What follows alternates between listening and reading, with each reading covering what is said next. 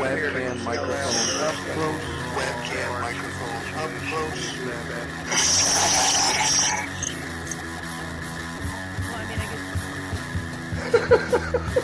At the age of 19 in 1962, she was a... But I have the files.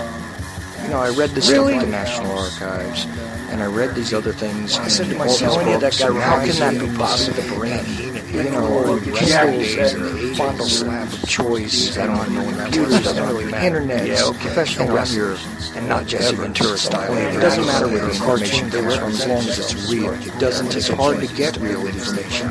Because seriously, they don't want you to just read two sources whenever I try to prove out. It's not. If you expect your government to tell you the truth, you're going to be sadly disappointed. Another one of these things.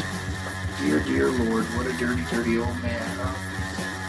Really? Can't be serious. Is this really want things to be? Come on. More hooker, eruptions. Eruptions, whatever. Like Dave Powers kind of... Really? Allegedly broadcast live from Pima Region 2, within the borders of the formerly united and currently occupied states of America. We bring you the Ochelli Effect.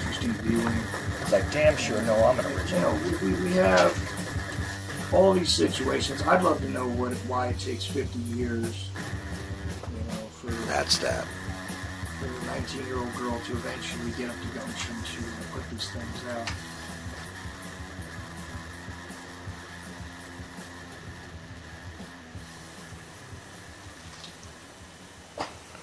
And wow, it's Thursday night, the Ochelli Effect. I'm your host, Chuck Ochelli.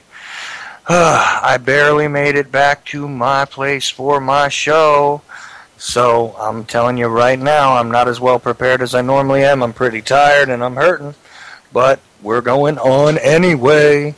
I'll be joined by Michelle shortly. I know everybody's happy to hear that, but at the moment, I actually have my two kids with me. They are awesome. One of them is named after me, and the other one is Caitlin, who you guys have heard on the air once before. You want to say hi, guys? Hi! There they are. So, yeah, the 11-year-old and the 15-year-old. Woofa. Man, oh man, they just got here too, so let me plug my regular mic back in. See, Jimmy has a critter mic, I got a kid mic. Awesome. You guys want to say anything to the listeners at all? You guys rock for listening to my dad. Thank you. Nice. My daughter gave me a big thrill recently. She told me she did not think I was crazy. I was really happy with that. So, anyway. I do. I know you do, sir. I know you do. And you're entitled to your opinion. Anyway. So, joining back with the regular discussion that I would normally go into, of course, I've been examining the whole ISIS situation. I've been examining the whole resurgence of the insurgents in Iraq and, the continuation of Gulf War. How many is this now? I don't know, but our adventures in the Middle East continue for no real apparent reason except that of profiteers and things. Of course, you guys are making some noise behind me, and, take it easy, people. Between the dogs and the kids, this is going to be an eventful night. I can see that coming now. Let me see what I can do to possibly bring in Michelle. I don't know, the Skype and the computers and everything has been jamming up on me lately, and if it wasn't for my daughter, I wouldn't have even made it to air tonight because she helped me figure out what the problem was with the Skype. Thank you, Caitlin. But, it's always fun. And I hope you guys are hearing me because I'll tell you what, I've lost contact with the network a couple of times and had no idea it was happening. Let's see if we can bring Michelle. Whoops, we got to drop this one. See if we can bring Michelle in. I don't know what the other deal is with the Skype, too, because, I try and bring in one person, and I pull in two off of my stupid contact list, so people are randomly getting these weird phone calls from me for no apparent reason. Michelle, are you with me? I am. Can you hear me? Yeah, I can. You're a little odd-sounding, but that's okay. I'm sure I am, too. Well, thank you. Give me a second. You know what? I tried a new setup and it's not going to work out. Give me just one moment. No problem. You can join back into the call anytime, I almost thought that I was going to have to ask Jimmy to help me out today. I may actually sub for him tomorrow night, depending if he needs, just so everybody knows that if Boiler Room comes on and you don't hear the very, very smooth-voiced Jim Funky, it's not necessarily my doing. It's just a matter of that might have to be. But, oh boy. Like I said, no preparation today, no time to do anything. I was out fabricating steel, so hooray. I actually got some work. But, dear Lord, I almost did not make it back. So what was your day like, Michelle? I think she's still having trouble with her setup. That's all right. Anyway, of course, yeah, we look at these interesting sort of adventures into Iraq, and I'm really fed up with this kind of nonsense. I mean, we have this ISIS deal. The only thing that's really of interest to me is that the summer solstice is going to arrive, I believe, Saturday. I haven't looked at the conversion from lunar to solar calendar at the moment, but of course we'll have the summer solstice, which is a celebration of Isis, who was the mother of Horus, and all that other good stuff. So, we could have an interesting sort of crypto-religious discussion about it. And of course, if you think about the Statue of Liberty and the representation of the god Isis and all that other wonderful stuff, of course, it was a gift from the French, and those who know me personally know that French people are not necessarily my favorite anyway. But let's leave it at that. Michelle, are you back with me? Oh, maybe not. Probably she'll have to change her setup and come back in. This is one of those weird times when I absolutely did not anticipate coming on the air without any sort of time to prepare. I could always go into some, discussion of something that I already have in my brain, but I don't want to bore people to death. Michelle, are you back with me? I'm back. Awesome. There you go. You sound a lot better. Yeah, that's what I get for trying to change things up. Thought I was going to be able to be normal and finally use my computer. I actually use Skype from my cell phone, so there's that. I tried using that on Kim's cell phone on After the Last Cup this week, and it was so loud it apparently disturbed the whole show. So, what can I do? Oh yeah, that's what you were doing. It did sound different.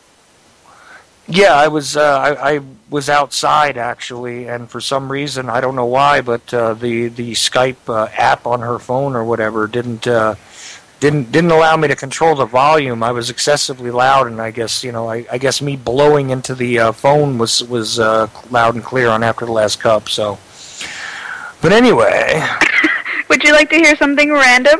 Absolutely, go ahead. So I'm getting my computer going so I can head to the chat room, and out of nowhere, I don't know how, I got a pop-up of, it's not even a pop-up, it's just actually a tab of Mormon.org for the Church of Jesus Christ of Latter-day Saints. I am not Mormon. I've never been Mormon. I've never really been interested in being a Mormon. It's just very random, especially for all the things I've been looking at today, so... Well, I've been having these computer troubles too, and I don't quite understand it. I mean, I absolutely dropped off the network a couple of times in the past 10 days, and did not mean to. That's for sure. And it's just like weird stuff is happening. Not just with the Skype either, because everybody was explaining to me the problems with the Skype, and of course, Jimmy had a discussion last night about how Google is flexing its muscle with YouTube and changing things up, and this is why YouTube is running like mud and all that. But it doesn't really explain all the random sort of computer problems that I've seen happen across various networks, and a whole bunch of people that are using different setups. I mean, even people that were on Blog Talk Radio were having trouble utilizing their system. You and I, of course, have appeared on a couple of those shows as well, where they were having all sorts of interesting times with with their listeners and things. I don't know, were you on the night that all of a sudden we were broken into with a whole bunch of, I don't know, some sort of foreign tongue was invading the discussion and nobody knew what the hell was going on too? No, I missed that one. Yeah, I couldn't remember if you were on with me or not, but I do remember that I was on there and all of a sudden we were greeted with, I don't know what, it was like Taiwanese and or something else, and then the next thing I knew we heard traffic, and then and these were not even callers that they brought in or anything, and then the next thing I recognized as Arabic. Weird stuff, and like I said, I've been having computer troubles anyway because of hardware issues, but on top of it, it's like the internet is in full revolt against any of us that are speaking freely. I don't know what the deal is, and even last night, I was trying to call into Jimmy's show, and the phones are forwarded, by the way. Anybody who wants to call in, 718-717-8296. You can join us and discuss whatever you want, because I have no prep, no subject, no nothing in front of me. This is just random rambling, which is something that I did not want to do. Of course, I'm hoping we'll have something else to discuss in a few minutes, but I can't seem to load up anything. I like our little, it's not much of a round table, but it's round table-esque. I like our banter. I think we're interesting, but then again, I'm biased, so. Well, there you go. I don't know. I mean, what were you looking up today? Was there anything specific? Well, funny you mention that. I'm always doing something, which might explain why I'm apparently researching the Mormon Church now. Okay, so. All right, let's go. Let's start it off with a bang. We've discussed it a little bit before. You know, I view myself as a fiscally conservative and socially liberal, and I know a lot of the people in our movement are more on the conservative end. So I was discussing with someone earlier, honestly, on UCY and on Facebook with one of my friends about political correctness. You know, we know what's going on right now with the Redskins. Their request for a trademark, no, it wasn't a trademark, I'm sorry, it was denied. And, of course, you know, now it's coming up, is it racist, or are people overreacting, and are we too PC? So, I think we already know where Michelle's going to go with this. Actually, I don't. I really no. You know what? You could fall a couple of different ways on this one. And, you know, me personally, I gave up on sports pretty much. I do appreciate baseball for some reason still. I think it's because I grew up with it, and I've always appreciated boxing. And I don't mean that MMA fighting where guys roll around with each other. I'm talking about I like boxing. You know, where you have the, you know, Marcus, you know, the, excuse me, Marcus of Queensberry type rules. You have two gladiatorial individuals, you have man against man, and it's, although it's a dirty business and everything else, I consider it one of the more pure sports in general, because it's a fairly honest sport to me. I really have no use for the NFL, at any rate. And I do find this amazing, though, because, you know, what are the Cleveland Indians going to have to give up Chief Wahoo also? I mean, you know, I know that the Atlanta Braves took some crap for the Tomahawk and all that. You know, I don't know. I don't know where to come down on all this, except that it just seems to me as though people have become extremely too sensitive. And as far as I'm concerned, political correctness has really been one of the major factors in the ruination of society that we've allowed to you know, infest our discussions and our interactions. But that's me. What do you think? You know what I think. We already went on. We went down this road when we started talking about using the word retard. So from there, let me go a little bit further. You know. First of all, and I hate to say that, you know, I'm not going to say it. Yeah, I will say it. A lot of the people that are against political correctness, quote unquote, because it's not, you know, political correctness, my butt, but are the ones that don't necessarily fall into one of these categories. I'm not saying that they don't have a right to have their views, because that was misconstrued to me as well. Yes, you know, I'm a big proponent of free speech. I love that we can all say what we want, and I encourage it. However, I don't have to like what you say, and I don't have to encourage it. So, that being said, I just feel that it's a derogatory term, and it has been going on for forever. But just to not acknowledge the fact that red skin is a term that was used in a derogatory manner against a minority is really ignorant of us, because we wouldn't have, another term. We wouldn't have the San Antonio wetbacks. I used that example earlier. We wouldn't have that, but it's the equivalent of it.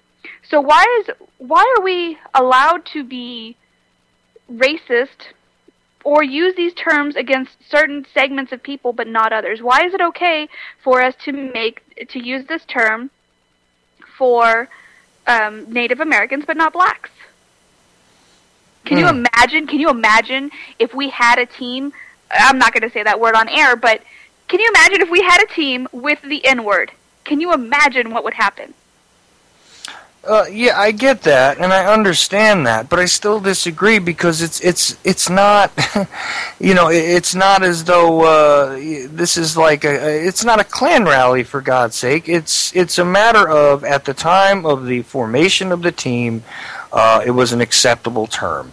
So the times change, and then what? You're supposed to change every single aspect of your of your culture, of your product, because, like I say, there's politically correct pressure. That is the only real reason for it. I mean, I don't know. I've got mixed feelings about this also, because I've been discriminated against plenty of times because I'm what they used to call handicapped. You're not allowed to call that anymore, because that's why I just totally owned the whole blind JFK researcher deal, because yes. I didn't give a crap anymore. And it's, what? So what? It just. And it really did have an impact on my life, and so this and that. But calling people names or whatever, I really think a lot of people just need to get a little more guts. Let me be nice. I know what you're going to say, because I was thinking it too. But see, it's hard, because you know how I am with a lot of issues. I consider myself a well-informed adult woman, but I'm constantly forming and changing and looking and trying to be more objective and look at both sides of things, because I could easily hop on the bandwagon, the extreme leftist bandwagon with this. And we know I have a biracial, disabled, mentally handicapped child. I mean, and I'm a woman. So a single mom, divorcee at that. So I'm sure I could come up with tons of groups that I should be a part of. But at the same time, I think that we should have freedom of speech, and we should not persecute people for what they believe. Yeah, well, here's the thing. Maybe that wasn't the right phrase for that one, but go ahead. I understand, but, to me, it's sort of like, it is very easy to protect pleasant speech. Very easy. And it is often harder to protect unpleasant or disagreeable speech. Simply because it's derogatory or whatever else, people have a responsibility to deal with it. I mean, if people actually boycotted the Redskins and stopped supporting them, based on their name, then that would be one thing. You know what I'm saying? But, I mean, for as long as people do support them, regardless of whether it's unpleasant to a particular segment of the population, to me, look, freedom is not always pleasant. You know what I'm saying? No, you're completely right, and I agree. So that's kind of where I'm at. The mom in me gets angry about things. Gets angry when I hear people, misuse a formal medical diagnosis as being something that they don't like, or something, racially involved. I do have issues with that, but then I have to think objectively, and if I don't like it, tough crap. That's just how it goes. Yeah, but see, the only way that these, say so-called derogatory labels gain any power is if we allow it. And, to me, it just seems as though the only reason why you become offended by some of these, by some of these terms, is because you're allowing yourself to become emotionally invested with the concept. Well, there we go. Michelle dropped from the call. See this? Oh, there she is again. It's because Obama. Now Obama's bad because I was talking about race. Damn you, Obama. I don't know. I figure the NSA has already thoroughly played out their race card, race baiting tactics. I don't know. But then again, after all, CNN's running a whole series on OJ again, so, we're going to whip They're up... desperate. Oh, yeah. Well, and the 60s thing is continuing, too, which irritates the crap out of me, because... And I refuse to watch any more of it, because, I recognize it for what it is, and...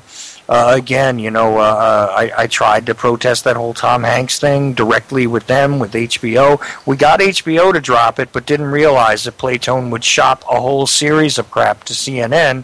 But then again, nobody really knew, I guess, at that time that CNN was going to become the, the new A&E channel with its, shockumentary series and et cetera, et cetera. There was literally, and I didn't watch it, but there was literally like a 2-hour documentary celebrating like the anniversary of the Bronco chase, for God's sake. And That's ridiculous. But I'm not kidding. I swear, if you look it up, you'll find that they did 2 hours on the Bronco chase, like pretty much, discussing how the whole thing started, and the police were looking for OJ, and at that time, and I've said this before, and I've taken some flack, but at that time I was a Howard Stern listener, and somebody actually prank called one of the news channels that was covering the Bronco chase live, the slow speed chase through Los Angeles, and actually prank called one of the news stations. I was cracking up, but it was one of those weird things. And then I watched the country get captivated with nonsense, because that OJ trial went on for a very long time, the whole situation, and then we had the civil trial and blah blah blah, and it's just one of those things. I don't even see why CNN is reliving it, except that I guess they believe that, that and the first Desert Storm were probably the two biggest rating boons they had, prior to, I don't know, prior to 9/11. Good luck. I don't know. I can't figure it out why these mainstream entities are switching their focus, except that it is very possible that they're understanding they're losing their listener and viewerships to more alternative, more raw sources. That's a possibility. But outside of that, I don't know. Chuck, we have someone trying to call in, but they're saying the phone lines aren't working, so you might want to check on that for us. Yeah, see, now, I tried to explain this to Jimmy and Lance last night, and probably they're getting a message that the person you're trying to call is unavailable. And being that, I know I'm, illiterate computer-wise here and all, but here's the thing, no call has popped up, and I think it's just not getting through, so... sorry about that. If you are a caller and you have my Skype number, you know what? If you don't have my Skype number, here's what you can do. Oh, it's Vincent. Don't worry about it. Well, okay. If it's just Vincent Easley?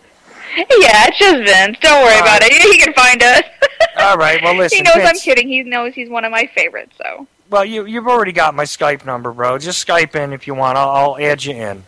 Anybody can do that, by the way, who is on my list. If you're not on my list, tell you what, all you got to do is know how to spell my last name and the name Charles. So Charles.Ochelli is my Skype contact, and you can request it, and I'll tell you what, I'll approve it and throw you right on the air no matter who you are. How about that? You did it to me, so. Well, there you go, and I go right around, and look what that got me. Now you're stuck with me. Look at that. Well, as I've said many times, I'm very sure that, it'll be a temporary situation because you'll be off doing your own thing, and it'll be, it'll be something... You'll be stuck with me for a while, I think. All right. We shall see. Well, to continue a little bit on the sports and the capitalist side of the race political correctness thing, Yeah, I'm sorry. I went OJ there because I was thinking football and race. Well, it wasn't JFK, so you win. Thank you. Well, I remember, OJ, we know how young I am, and I actually remembered. I remember the white Bronco. I remember the whole 9. So, anyways, on that note, I think that what happened with Donald Sterling is, that wasn't very nice of him to say, But so what? He said it in private, and it's his crappy personal beliefs, but that's fine. To force the man to sell something, to sell his business, is crap. Now, of course, it blew up in their faces, and he made $2 billion.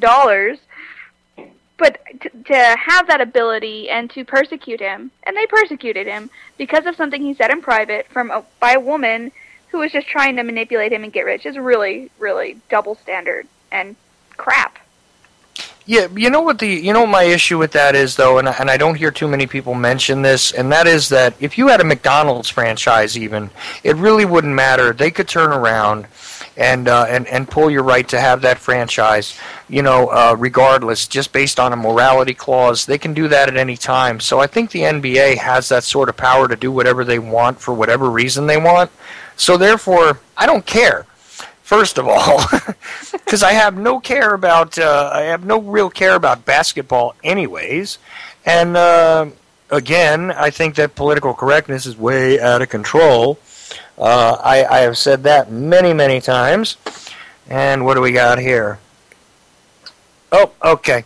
So I'm going to try and add Vincent in. Let's see what happens when I do that, because God help me, it has been such a disaster lately trying to do anything. So just give me a sec, Vince. I'm going to add you in. I'm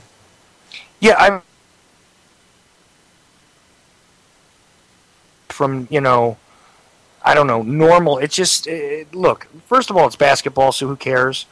But secondly, it's kind of like, I don't know. It's a franchise agreement, so again, like, who cares? But I also take issue with the idea that this guy was punished because he was being,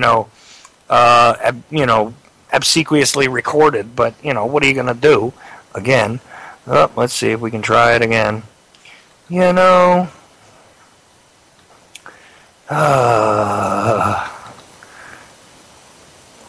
There he is. Let's see. No, I don't want that one. See, this is going over and over again. Let me see if it does it. There we go. Maybe Vince will be added in a second. I tell you, this little screen is making me insane already. And then the fact that I had no prep and had no ability to discuss anything tonight, I'm just a mess. Vince, are you with us? Oh. No, See, I am. Hey, how you doing? There we go. There he is. All right. Hey, I'm going to do something I normally don't do. I'm going to call in and call bull on this, Michelle. Words are just words, and people need to get over it. Hey, you know what I'm thinking about doing? I'm thinking about illegally entering Mexico, and I'm going to be a wetback. I mean, it's just words. It's like my name. You can say my name.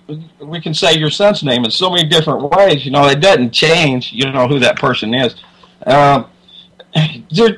So many times people allow others to define them with the words that they choose. And I think unless you take ownership of that, or you fall victim or fall prey to it,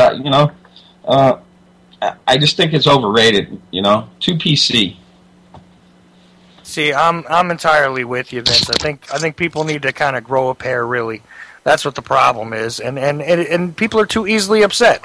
See, here's an issue you and I disagree with, Michelle. See, I knew it was going to happen. Because I am a little bit more liberal on my social views. Oh, yeah, but I mean, look, okay, let's try to personally internalize this, you and me together, just for a minute, all right? Okay. Don't forget Vince. Vince is here, too. Oh, yeah, I know, but Vince won't care. I could call him, the albino monkey creature from the Ozarks, and he would just go, okay. He'd like it. He'd own it. He don't care. He'd probably think it was great and maybe find himself a thing where he could create an avatar with his face on a monkey's body. I mean, that would be the way Vince would handle it. I mean, unless I'm wrong, Vince, tell me. I don't know. See, I don't know if he can hear me. I'm busting up. Okay. Yeah, I'm busting up over here. See? Hey, I'm good with the monkey butt, man. You bet. Look, I always try to start rumors and all this stuff about myself, and they never catch on, So, hey, thanks for the help with that. well, look, I will attest to the fact that you're somehow related to Bigfoot. How's that? Monkey's got skills, man. Yeah, we are. I can climb a tree. There you go. Matter of fact, I spent several years as a tree climber. See, swinging, actually, literally swinging from limb to limb. Did I look? See, you see how that works, Michelle? Okay, so let's take. I give up with y'all. I am the monkey. I am the monkey. Well, I am certainly not the walrus. But moving on. Let's try and internalize this, you and me together, and let's hear Vince what he has to say about this. Okay, you and I both have a last name that ends in a vowel. At least that's the name you started with, right? That is my name. Yes. Okay, so look, there are various derisive terms for Italians. We could go into the derisive terms for Irish people as well, but I mean, I'll just name them off, and I don't give a damn because I'm talking about myself. It's fine. We've heard the term. Let's see. Let me go down the list. We got wop, dago, guinea, greaseball. God, wait a minute. I'm missing some here, guys. Anybody want to help me out with that? Wop is my favorite. That's the one I use. Hey, it's Skinny Vinny. It ain't me. I ain't no guinea, okay? Come on, forget about it. Hey, y'all back east. You know how we be doing it down there in Brooklyn and things, huh? See, now he just reminded me, Guido. He just reminded me of that one. There you go. Okay. Now, does any of this bother you? Me? No. Why not? Because it's about me. And like I said, all of this could just derive from the fact that I'm a mom and I'm a little too passionate sometimes. Yeah, but how about you just know who you are, and what it matters that some person who's trying to be foul-mouthed, whether they are foul-mouthed or not, is actually trying to put you down, your heritage down, or anyone connected to you. Screw them. It is not something that I want to internalize, and I don't care. WAP means without paper. You got all kinds of things going on here. Greaseball because, the slick hairdos and all this other stuff. Just like every other set of immigrants that came to this country, whether legally or illegally, they endured all kinds of nonsense. But at the same time, without the Irish and the Chinese, you wouldn't have had your railroads that served part of this country. Without the Italians, you wouldn't have tons of brickwork and everything else, the slaving that was done to build the skyscrapers in New York City and other places. Okay, there was plenty of stonework done by these people. I mean, every set of immigrants in one way or another has basically built this country and endured a whole bunch of crap, one way or another. Now, I understand there's a little bit of a difference when you're talking about, let's just say the African-American community.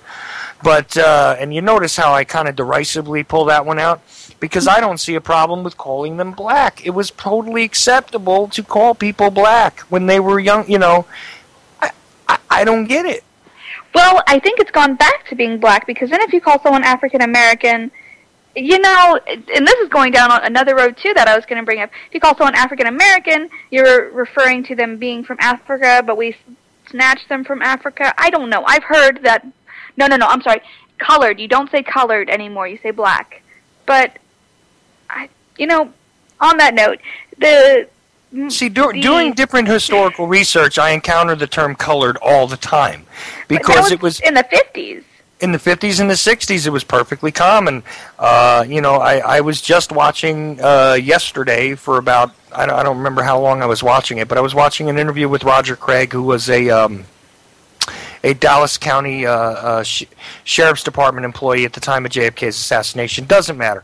Point is that Craig, with no sort of malice in his heart, was describing a situation where there was a colored male who was supposedly seen leaving with somebody that he identified as Lee Harvey Oswald, all this other stuff. But the point is that colored, as far as he was concerned, and anybody who spoke to him when they asked him to break it down, it could have been anything other than white as far as he was concerned, and he wasn't being derogatory about it. It was just a matter of that was the terminology at the time. Now, if there had been, something adopted from that time period that would have been, derisive in that way, all you would have to do is sort of change the impact of it by stating that it meant something else. And at least that's the way I look at it. And this whole, the Indian and the redskin and the whole bit, I mean, look, there's orange men, there's red men, there's all kinds of different teams out there for different reasons. And honestly, it's just kind of like it's from a different era, and who cares? I don't know. I just can't get by it. Like, I just figure that people need to get over themselves and not internalize things that are not directed at them personally. But, again, I know you see things differently, but you see how you don't internalize that problem as far as it goes with the one, well, at least half of your, genealogy, right? Yes. Well, you did mention both halves of my genealogy, so I've got that going. Italian and Irish, nothing but trouble. Yeah, well, I'm the same way, so hooray. Well, see, that's why you like me.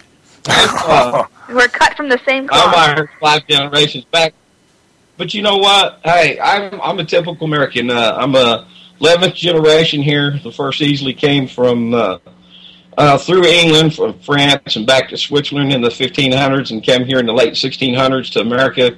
I've got so much, American in me now that are we really Euro-Americans? I mean, what are we? There's got to be a nigger in a wood pile somewhere. And I can say nigger, nigga, black, colored, and it's all a word, and it don't matter.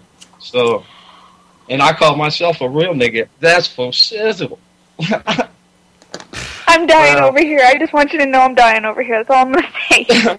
See, that's Vince's whole thing. But here's the deal. But at the same time, you know what? I got to give it to him on this. He's not bothered by it. I don't even. You know what? I got to be honest with you. I don't even know what Vince's background would be, or whatever else, or what we could try to pull on him to insult him. But you know what? Americans ought to be plenty. Americans ought to be plenty insulted anyway at the things that are carried out in their name on a daily basis. Forget race, because it doesn't really matter what color you are, what religion you are. Believe me, there is plenty of spots in the world, and I mentioned this the other day on the show, where they have a right to hate us at this point, because the things being carried out in our name across the planet really are not, the warm and fuzzy type things that most of us would want to be associated with. I mean, unless you enjoy, wholesale slaughtering of children and, spreading depleted uranium and being involved in places where we don't belong and all that kind of stuff constantly. I mean, if you consider that a good idea, I don't know why you're listening to me speak at all right now. But, hey. I'd like to add. Go ahead, Vince.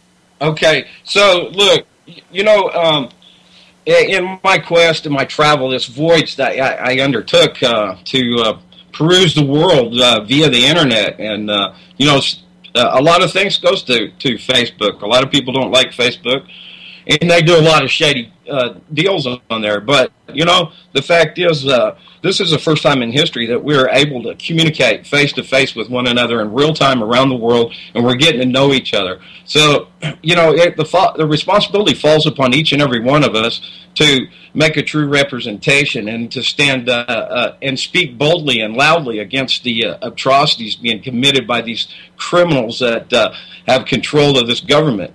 So I think more and more people are realizing, it's not Americans, it's the United States government and the policy that they pursue in world domination and controlling the petrodollar and the energy that this the fossil fuel industry, it was obsolete when it came in, some 100-odd years ago.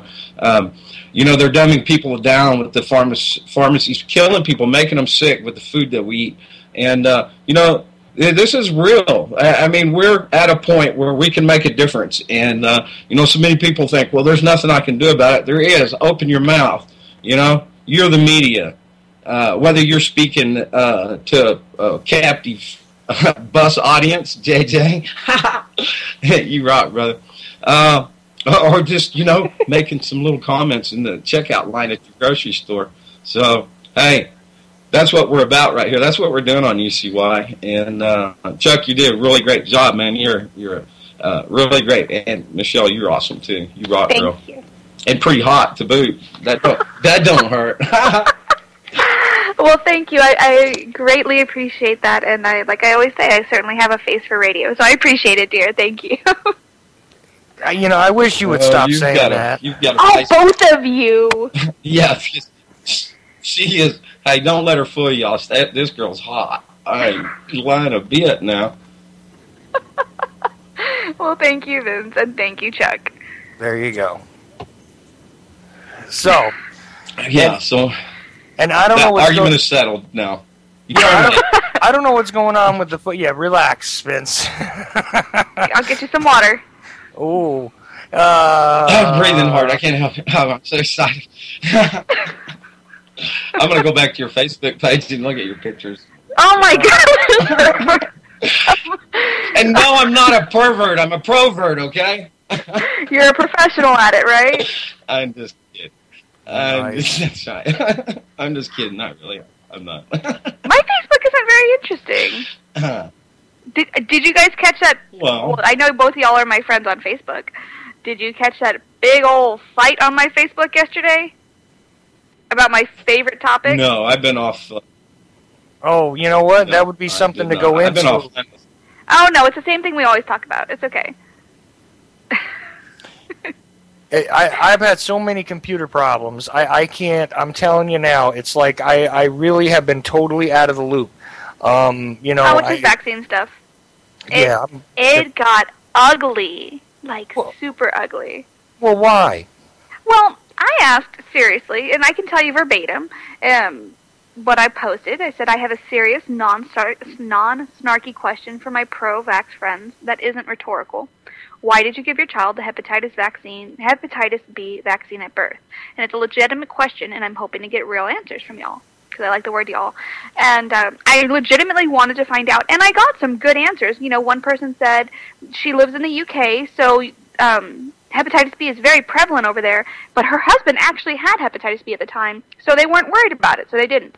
And I asked, did he live? And she goes, yes, my husband's alive, and my daughters now have natural immunity from it. I had people that said, well, I didn't know any better. I had people say that that's what they're supposed to do. And most of the people kind of acknowledge that, it's what they're supposed to do, what they're told supposed to do. One person said, I was in the military, and I had to. I was bullied into doing it.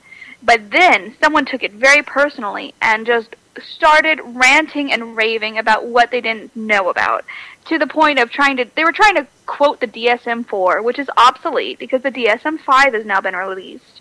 And she's just completely ignorant on the subject, and it turned into her saying that my child should be quarantined and isolated, and I'm just like, you've got to be kidding me. This woman, I was going to use another word, cannot be serious. But I was nice about it, actually. It's the people on my Facebook, they got ugly. It was just this huge fight. So. Well, I'm glad that you got some answers to that question, because I'll tell you, and you know what, since you're an administrator on the Ochelli Effect and I can't get to the page, why don't you do me a favor and post that question on there? Because, you know what, and tell them all that I'm asking the same question, because here's the deal. I don't want to ask parents why they did it. I want to ask the logical reason for why an infant requires a Hep B vaccine. Because to the best of my knowledge, an infant is not generally someone who participates in the behaviors that usually produce hepatitis B. Now, if you have a mother with hepatitis B, I can understand why you might want to vaccinate the baby. I really can. From a scientific standpoint, there is a possibility that maybe the vaccine won't be as damaging as the Hep B. Okay? But can you tell me why an uncontaminated infant requires the hepatitis B vaccine from a logical sort of scientific standpoint? What behavior does... maybe I'm misinformed here. You're not. But to the best of my knowledge, unless you're getting tattoos, from like a dirty needle, shooting drugs, again with a dirty needle, if you're engaged in unprotected sexual behavior with someone who has the Hep B, disease in their system, these would be the causes for you catching it. I mean, I imagine that there are blood transfusions and things like this that could occur to an infant where they might also be at risk in some way, although there should be fairly stringent screening regulations for this stuff. I don't see why in the world you need it for an infant. So, but like I said, maybe I'm just, crazy, and there's just a way that you can, catch it like a cold, and I just don't know about it.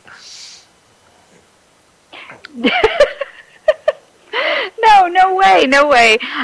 You're right on point, and so am I. I mean, when people ask why they shouldn't get it, I mean, unless your child is A, a prostitute, B, getting tattoos, or C, shooting up drugs with dirty needles, it's very, very unlikely that your child will get hepatitis B. Moreover, I mean, we're not in the third world country. We have proper sanitation and clean water and food, and I mean, so much of that is really what prevents disease anyways. But there's such a stringent process now in testing blood and donor blood that it would be detected. Did you know that, another tangent, did you know that homosexual men cannot donate blood? Period. The end. If you've ever had sex with another man, you cannot donate blood. Just a fun fact of the day that people don't know.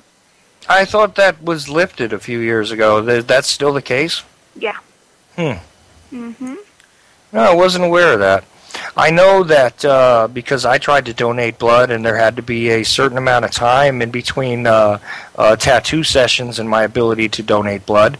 That's and I found that pretty reasonable myself.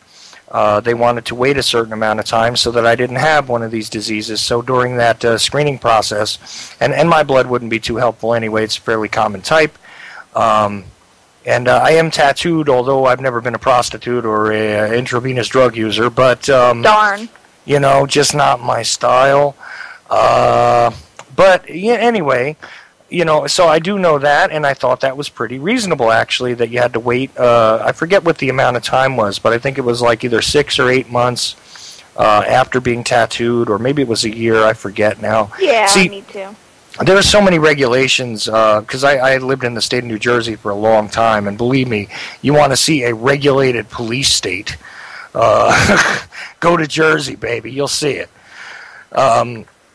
Which, I'll tell you something else, too. I had an interaction recently with a policeman in North Carolina. And now, I'm going to say this, and I'm sure that this is not going to really spark any, great support for me here, but I actually encountered a police officer that was attempting to protect and serve in the situation and wasn't all pumped up on steroids and being a maniac, and was actually pretty helpful and decent to me. I'm actually going to wind up talking about that at some point more, but the whole argument that there are good cops out there, there are plenty of animals out there as well that happen to have badges. But there are guys out there that are not entirely, stormtroopers. Just so you know. Like with anyone. I mean, just with any group, there's good guys and bad guys. Yeah, I mean, and I didn't mean to get off on anything there. It was just a matter of I just wanted to say that because I felt it was necessary. Because believe me, I'm one of the first people that likes to point out when power is being abused, and this is one of those things that comes up a lot when you wind up discussing police officers in local communities.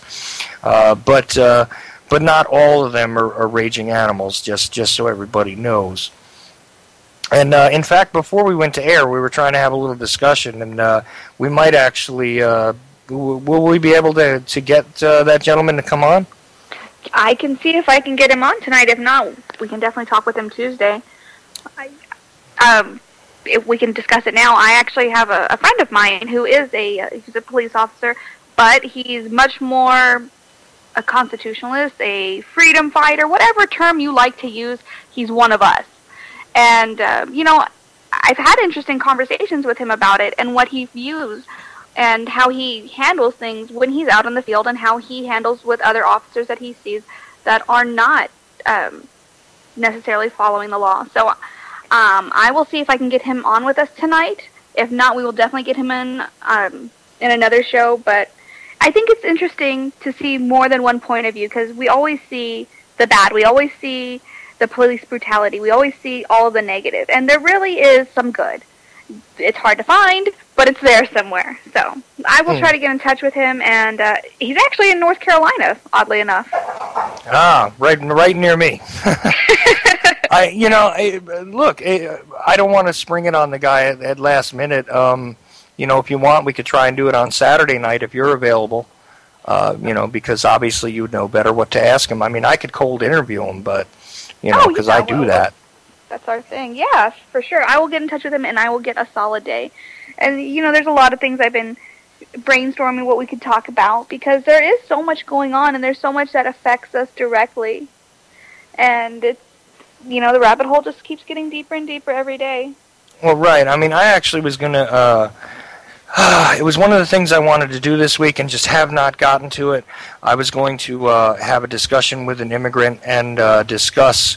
an illegal immigrant, actually, and discuss the whole system of the coyotes and all that bring people into the country, because there's a lot of controversy right now about all these kids being dropped off from the Central American countries and everything else.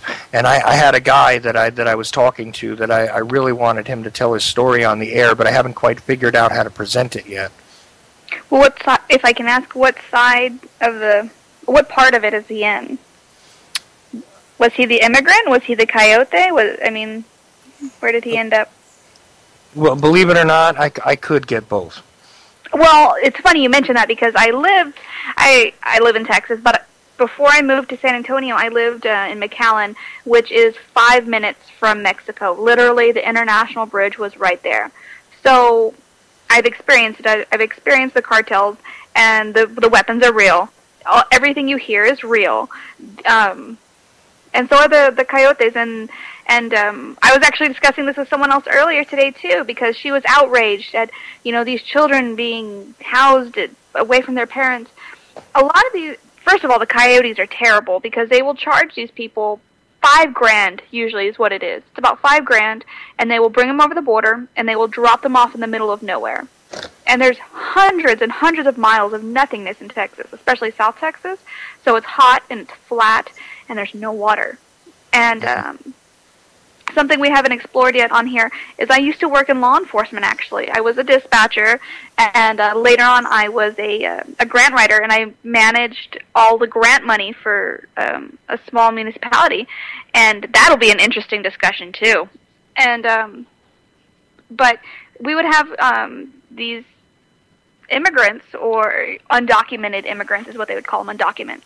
They would call in from an anonymous number, because they'd have their Mexico phone, but they could call emergency line, and they would say in Spanish, "Hey, I'm out here in the middle of nowhere, come help me, send a helicopter." Like, they expected you to send a helicopter out to get them.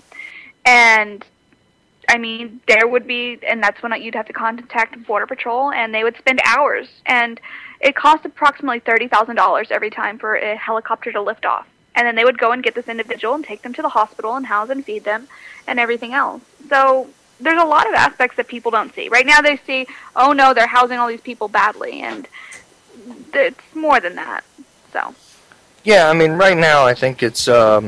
But see, there's a game afoot here that I don't think is being revealed, and not even the alternative media has gotten onto it yet, because these kids are being purposely funneled into the country in mass at this point. It looks like, unless I'm buying the wrong propaganda again, which could be.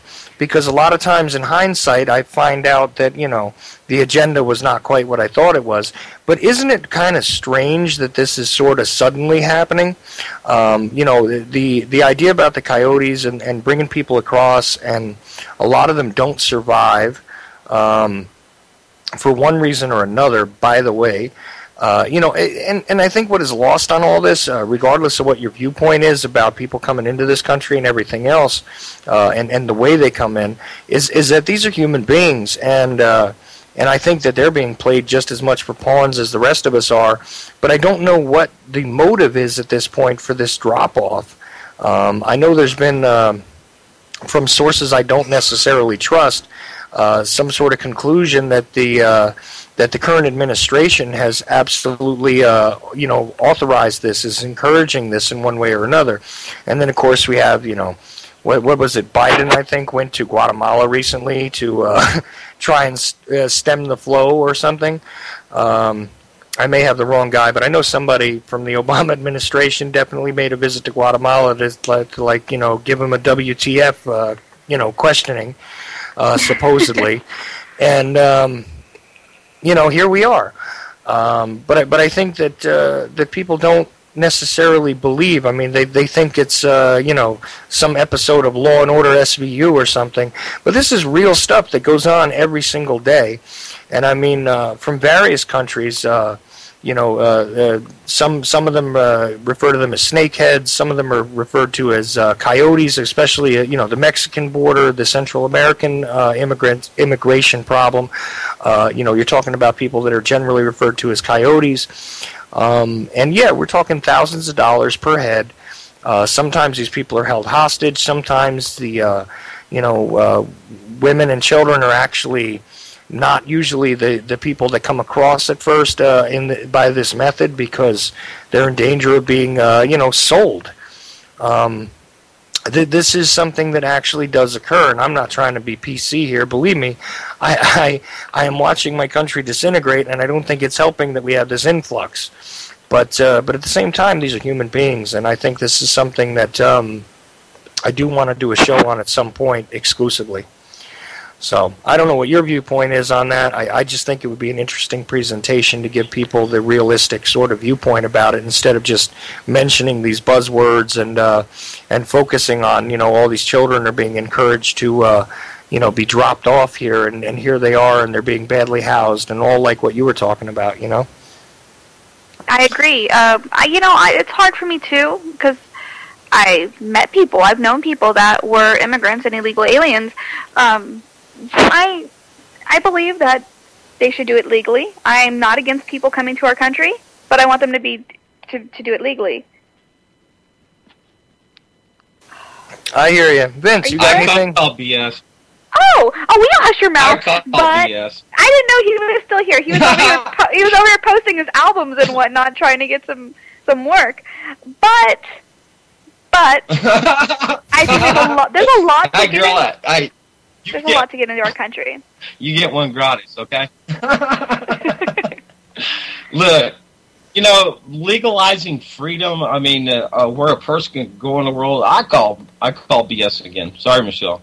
I still love you, though. But no, same fences, and I'll say this again, I said it before, the same fences that fence people out fence others in. So, I'm gonna have to disagree with that right there. And I myself, I'm liberal and conservative too, just like you are. No, you're not. Go away. I err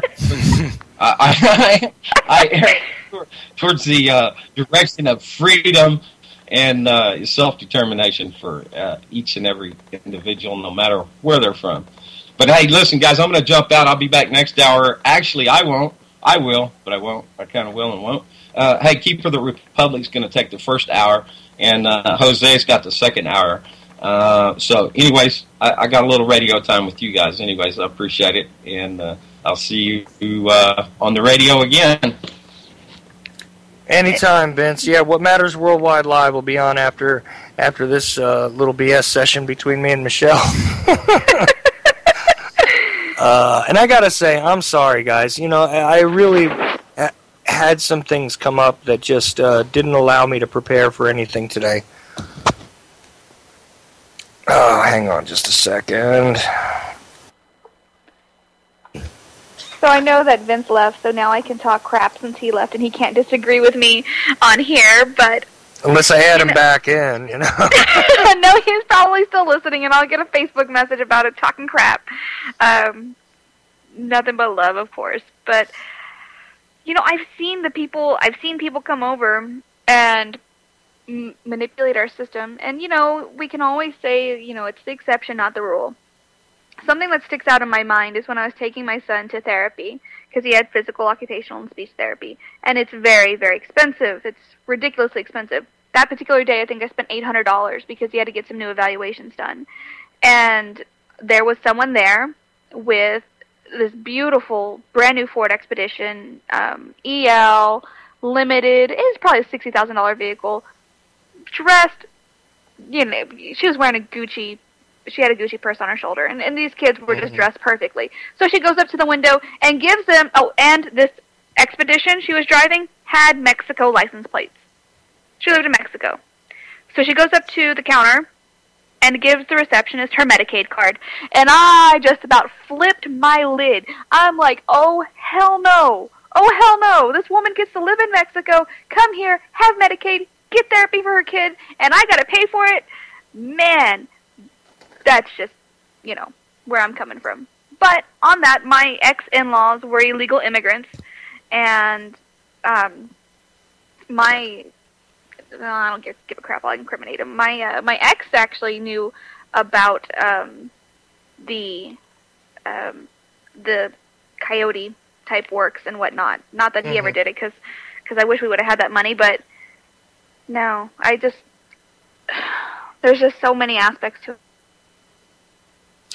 Yeah, no, I understand that, but you know what? At the same time, I've got to tell you that most of the time, these guys in general that I've encountered anyway, and look, I don't have a statistical breakdown on this or anything, but most of the guys that I encounter are doing jobs that trust me. The majority of people listening, nobody would want to do them. I mean, just the sheer act of picking tobacco. Go look up what that actually takes. When you got to reach into these, these ditches where the tobacco plants are and all this other stuff. I know that a lot of this stuff is done by machine now, but I mean, if you look at the rate that they pay people to farm some of the vegetables and some of the fruits and things like this, they're paying them, 50 cents for baskets or 25 cents for baskets full. Believe me, you do that 100 times. You're gonna, if you do 25 cents 100 times, what do you got? You know what I'm saying? And believe me, if you tried to pick 100 bushel baskets full of stuff per day, you wouldn't be too thrilled. But some of them come into this country doing stuff like that.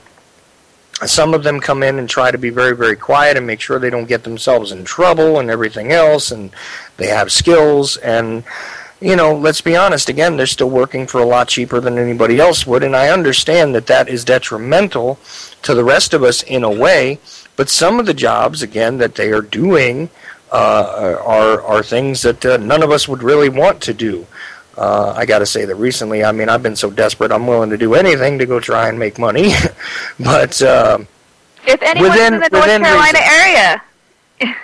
Within reason, I went to work today. That was the thing. I actually got some work today, and and we'll see how that goes. But I mean, believe me, when you get desperate enough, sure, you start being willing to work for lesser wages. I mean, that's the thing. The whole argument with the minimum wage and everything. I also stay out of that as much as I can because.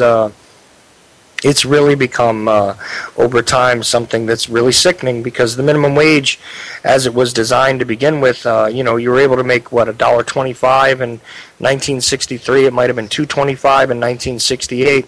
But in order to get your, whatever that rate was in 1968, you'd literally have to get like $25 an hour nowadays in order to be paid on the same scale as a minimum wage worker was, in the late 60s. Kind of scary, no? Especially considering that, a lot of people are making $8 an hour. And, when they pay you off the books, less. Yeah. Well, I appreciate it, too, because I have someone that cuts my grass. And I'm not going to lie, I think it's paid pretty well. And I consider it helping the economy. And, a lot of times in my experiences, immigrants are very, very hard workers, and generally speaking, they're not malicious. They're just trying to make a better life for themselves. But there's always someone that's got to go and screw it up for everyone. You know that. Mm-hmm. By the way, Vince suggested a profession for you via chat. Oh, God. We've talked about it before on another show, actually. What is it? Prostitution. I don't think Kim would be very happy with that, but, it's out there. You know, if I thought, and I'm gonna, I don't normally address these kind of things, but I'll tell you what, if I thought somebody would pay for my sorry ass, I might actually try. Okay? But it's just not happening, guys. Well, apparently Vince has got this worked out, and he did this in the past, according to him. So you might want to touch base with him after the show. Vincent Easley the Gigolo, very nice. Very, very. You know what? That is one particular occupation I would not have predicted you would admit to, sir. Let's. It goes with the monkeydom, I think. Okay, explain that to me. Well, there's some people that are into that kind of thing. Who knows? By the way, check your Skype. Yeah. No, we're getting off bestiality. We're going to get off the prostitution now. Thank you. There's a gentleman by the name of Colby that should have added you on Skype, and I think he's wanting to call in. So you might want to, if you can include him in. Maybe I can do it. I'm still learning Skype. You know, this has been a crash course. So. Well, I haven't seen a request come up, but if it does, see, I'm telling you, nothing's working right. Nothing's working right, but I'm still trying. Let me click over here. Well, if Colby is trying to add in, I have not seen you yet. I haven't seen a request. Oh, maybe. See, that's what you get. Nope, that's not Colby. Well, let's see. Yeah. I got a message from somebody else who said, I should move on. We'll leave that alone. Sorry about that. It's okay. It's okay. I one of the few people that I take advice from. Thank you, sir. Okay. I'm going to guess that I know who this is. Yeah. Really, by the way, really good appearance on JJ's show, by the way. That was awesome. Thank you. Yeah, JJ's another guy who I appreciate too. He's only doing the Sunday show now. When I first came to UCY, actually, the first time I was on UCY was subbing on his show, I think on a Wednesday or something like that. Actually, if I think about it very, very carefully, it might very well have been Valentine's Day.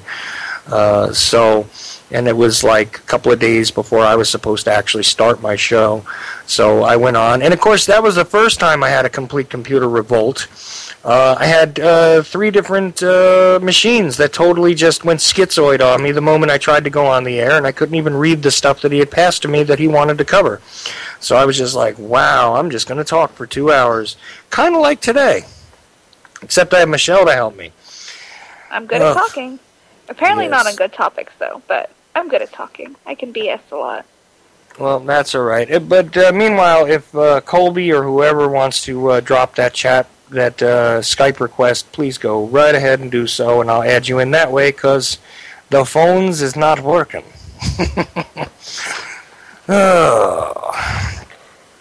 So, go ahead.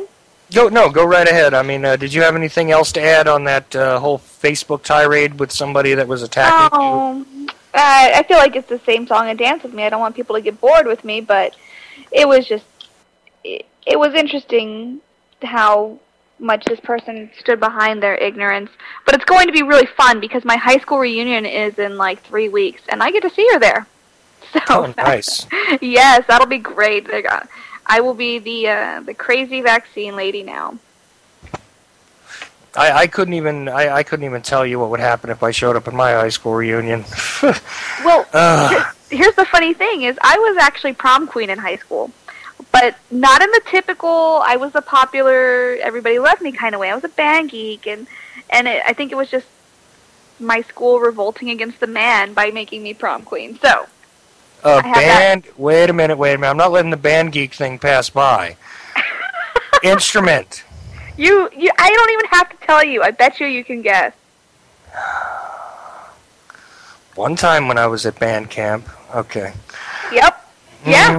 And I heard Kim. No, that's my daughter laughing. Oh, God, okay. Even worse. That's Katie laughing. But, yeah.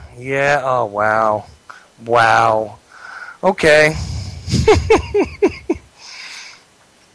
Meanwhile, I was playing at rock clubs and stuff when I was in middle school and high school, and showing up after being at a gig till 4 in the morning, going to school like 7 a.m., and, waking up long enough to take the tests, generally. You're a rock star. Well, I played flute, like you guessed, and it's not quite as awesome as everyone thinks it is. Actually, fun fact, because I'm full of random facts that nobody really needs to know. It takes more air to play a flute than it does a tuba. So that is why I am so full of hot air. Well, skills are skills. What can I say? Anybody surprised that I spent most of my time as a vocalist? Probably not. Wasn't very talented, but I pulled it off. Oofa. Well, here we are now. Well, something that I brought up with you when we were talking before the show was, I'm going through all my tabs, I'm sorry, was Justine, and I can't tell you her last name. It starts with a P. You guys may have heard about it. She has a mitochondrial disorder, and she was taken from her parents last year, 16 months ago, and she was finally returned today.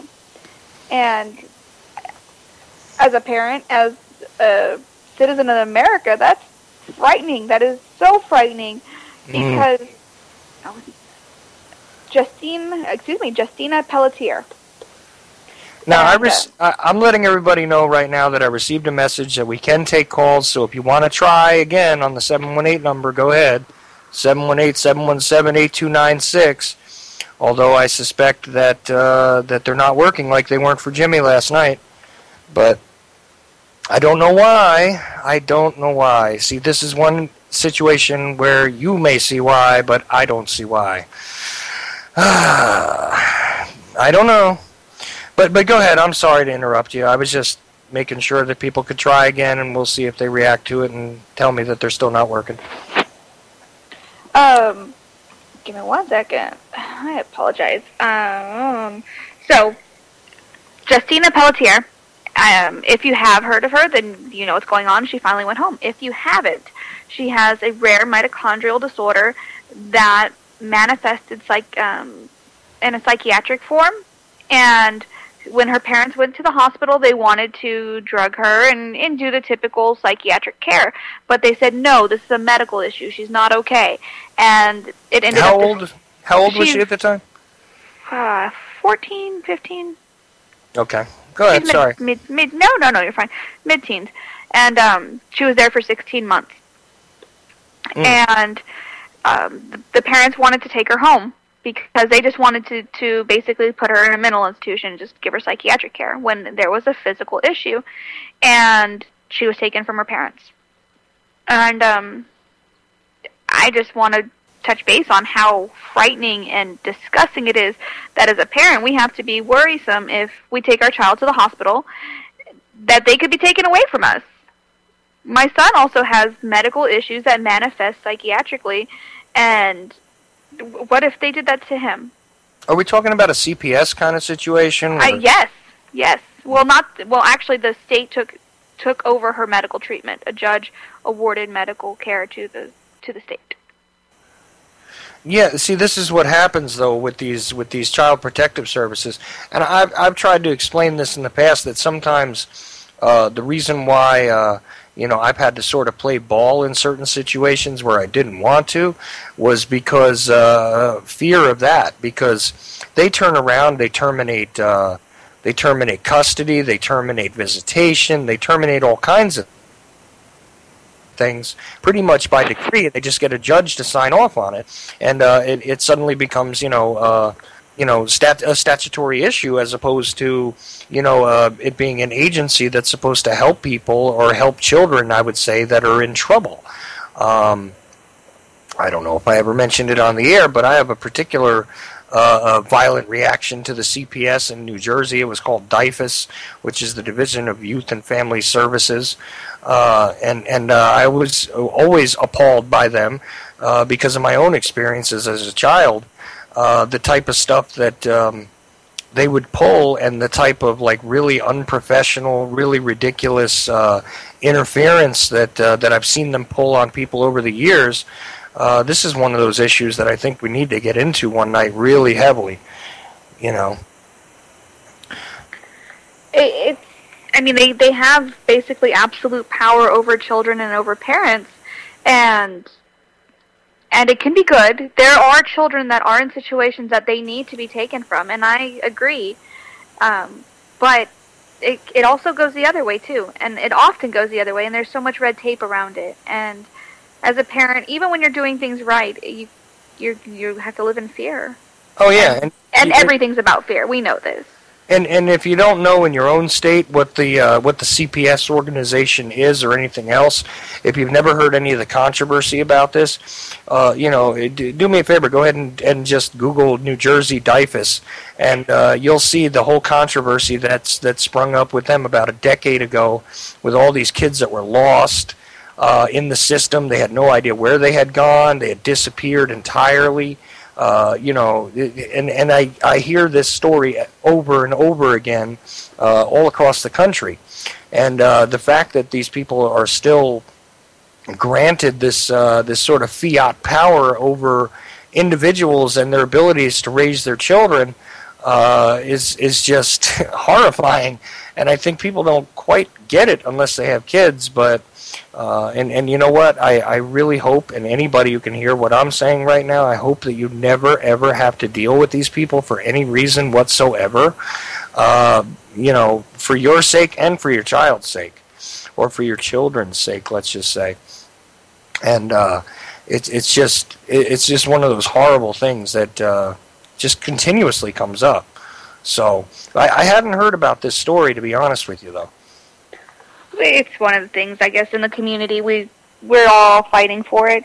To further in the special needs community a little bit, there's another child that was taken. His medical care was taken from the parents about a year and a half ago, and his name might be a little bit more poignant with you guys, and that would be Alex Bortolakis. And Alex Bortolakis was murdered by his mother last year, I believe it was.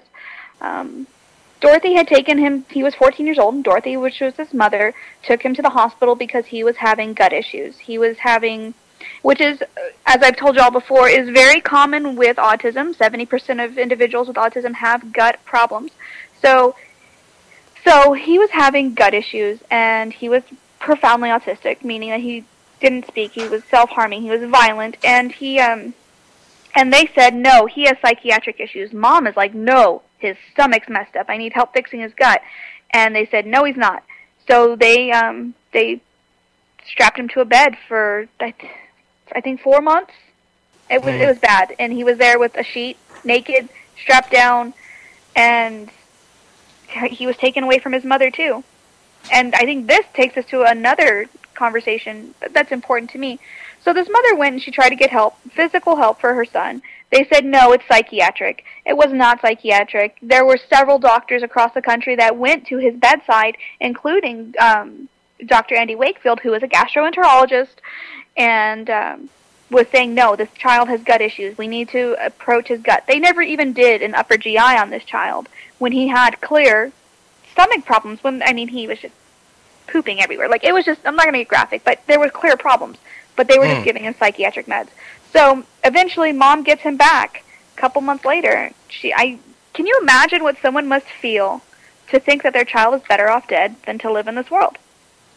And that's something, unfortunately, that I've had very candid conversations with other mothers and parents in the community that they say, I don't know. I don't know what to do. I don't want my child to go into a home. I don't want them to be institutionalized because they're bad off. And so what must this mother have felt to say, no, we would be better dead? I know, deep stuff. But this was also similar to Justina, who had been taken away from her parents medically. So. Yeah, but see, again, though, these stories keep reoccurring, and it's all about, the abuse of power. It's just... I don't know. I have so many feelings on this. And Wakefield is a guy that I would really love to sit down and talk with, because he was entirely demonized. for his research, and in my opinion, from what I understood, it was pretty valid. And also, he's continued on doing other stuff as well, which I think you're aware of, right? Oh, Michelle dropped from the call. Well, yeah, Wakefield is a guy I definitely would like to talk to. Believe me, I'd love to do one of my 2-hour interviews with him. But I don't have that kind of reach at the moment. Well, I'm sure we could get him on here sometime, and that's something that I plan on doing as well. And he's very knowledgeable, and he's a good person. I mean, he had nothing to gain. He doesn't have anyone in the community. He doesn't have an autistic child. He just kind of did the research and said, yeah, it's connected to the gut, and here we are now. So, But yeah, so here we are, the state's taking away people's children, and what do you do as a parent? Like, you want to try to do what's best for your child, but then you have to worry that you might be demonized as well. I was talking about this with Terry, actually, earlier. For those of you that don't know, I'll be on Terry's show tomorrow afternoon, which would be 1 o'clock Texas time, Central Standard Time, 1 to 3. We're going to be talking about medicinal marijuana and how it relates to autism and other disorders such as ADHD and seizures. So I will be sure to send that link in the chat room before we go. And this was something that we were talking about. So it's something that I want to explore because there are so many healing properties of cannabis. However, I can't. It's completely illegalized in Texas in every form, including CBD oil, which has no THC, meaning it wouldn't get my kid high. So I cannot pursue any kind of treatments for my son that would help him and his behavior, except for drugs, pharmaceutical drugs. And I certainly can't do anything on my own out of fear of going to prison and having my child taken from me. Yeah, I'm getting messages on Skype that, I know the phones aren't working, and I really don't know why. I've changed. I went to my online status and made sure that it says that I'm online. I don't know why. I really don't. Again, if somebody wants to add in on Skype, I'll be more than happy to share contact information with them. But I can't get the regular phones to work. I'm sorry. Okay. Sorry about that, Michelle. No, you're fine. But, I'm telling you, that there's all these technical issues. I mean, I don't know. Everybody's telling me about, like I said, YouTube running like sludge. And you know what? Here's what I wanted to say about that really quickly. There is a difference between publishing and copyright when it comes to music. And generally, the people that own the publishing are not the people that own the copyrights. So there is a very deep consideration to this stuff that,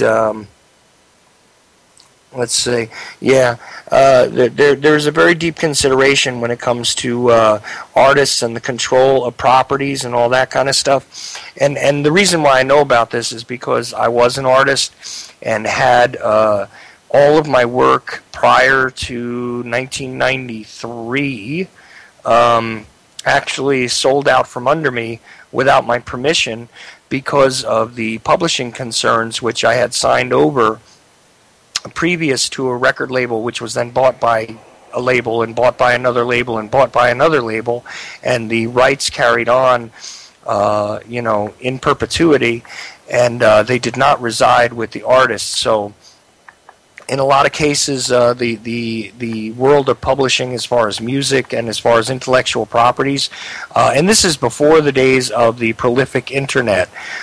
This is still back in the days when, there may have been websites for some things, but most people that were, computer geeks were still using dial-up lines and things like that. And if you were talking to someone on a computer, it usually meant that you had their phone number and they plugged their modem in. It was, a different era, let's just say. But because of those concerns and because of the attempts of certain, shall we say, management companies, corporate interests, this is really what the key is that artistic properties and intellectual properties are now more controlled by corporations than they ever were. The thievery of the old school record companies is absolutely infantile compared to your Time Warners, your AOLs, your Googles, and everything else. So let's just understand that the people that actually create the music, the people that used to produce the physical means by which you could purchase and explore music and everything else and make presentations of live events and all that, even in that sort of mafia system that existed, I got to tell you that it's a whole new world now. So it would take a great deal to change things up. I got somebody trying to join in with me. Let's see here. Oh, it looks like maybe Colby's trying to join me here. I just tried to add him right now. Did it work out? Do we got you, Colby? Not showing on the call yet. Nope, Let's dropped. See. Boo. Mm.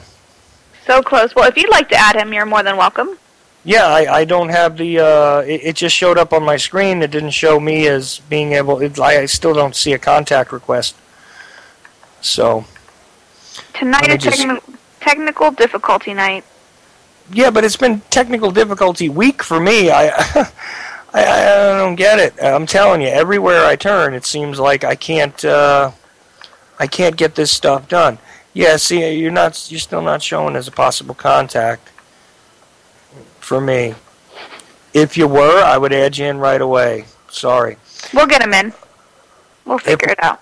If we can. We got about 35 minutes left, so... Wow.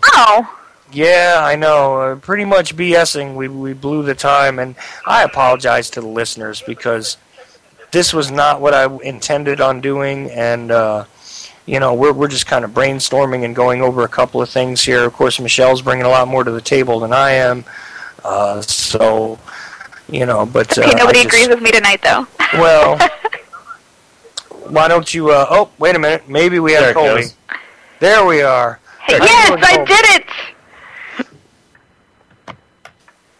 So go right ahead. I know you've been waiting a while. Sorry we couldn't get you in earlier. I don't know what's what right now. We were having the same technical difficulties 2 weeks in a row, actually. Mm-hmm.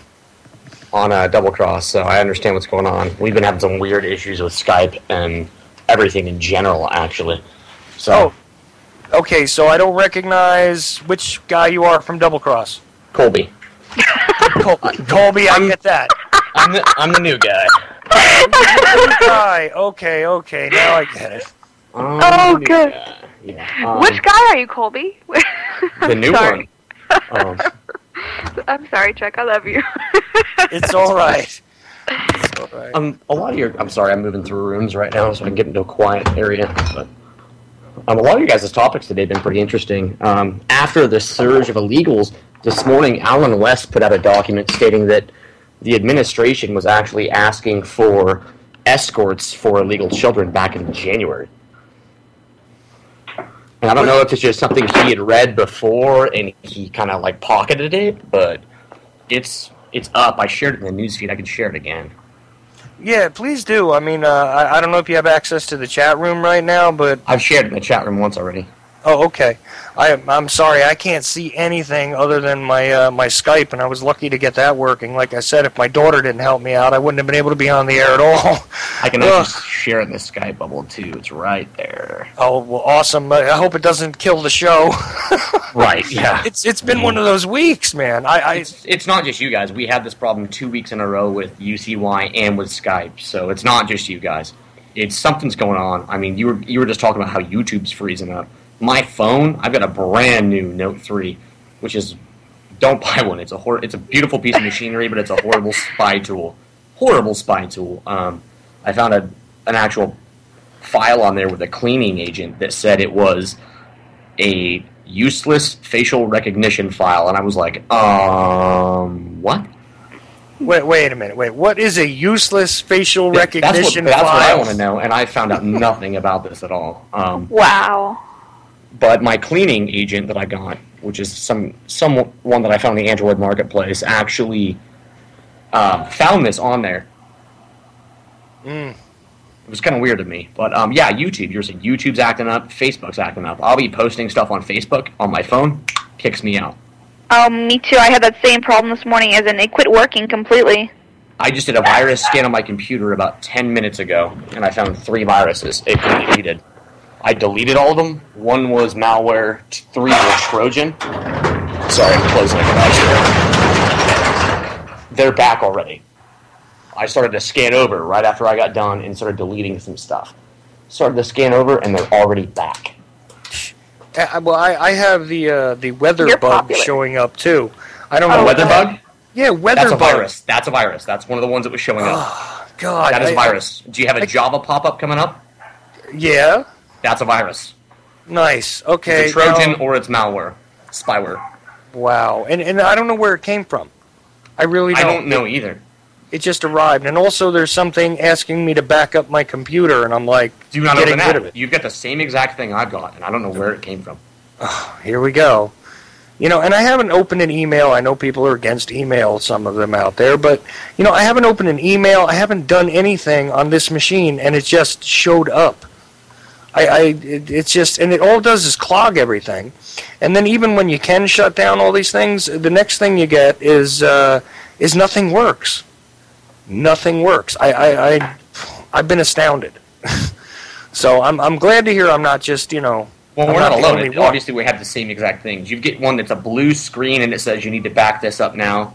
Yeah. I just always decline it. Well, finally, I think I've gotten rid of them. If you go online, you can go Google House Call, and Trend Micros has a anti-spyware, antivirus online reference. It's from House Call. It's built by Trend Micros. Just Google House Call. It'll say Internet Instant antivirus. This thing, I've used this since I used to play with DDoS back in '93, and this thing finds everything. Everything that's in your computer, it will find it and kick it out. So, but the problem is I kicked it out, and it's back again the second I open Google. So, is it Google?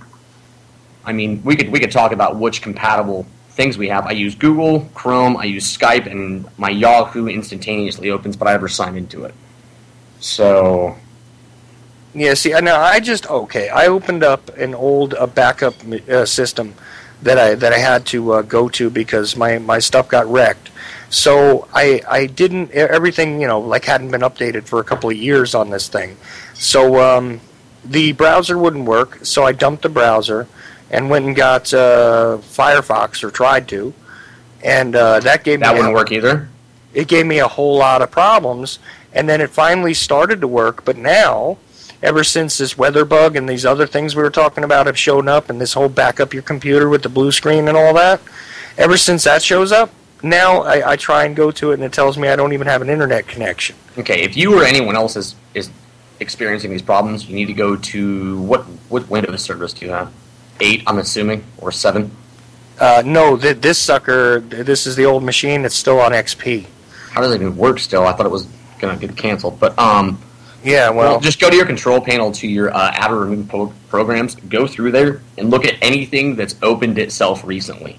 And then look at it. And if you haven't technically opened it, if it's one of those pop-ups, uninstall it. I just did that. I did a cache dump, so I did a scan disk, and I've done one antivirus before that, but then I found all these other programs, so I was like, all right, I better do one more. And I did that. But yeah, they're back already.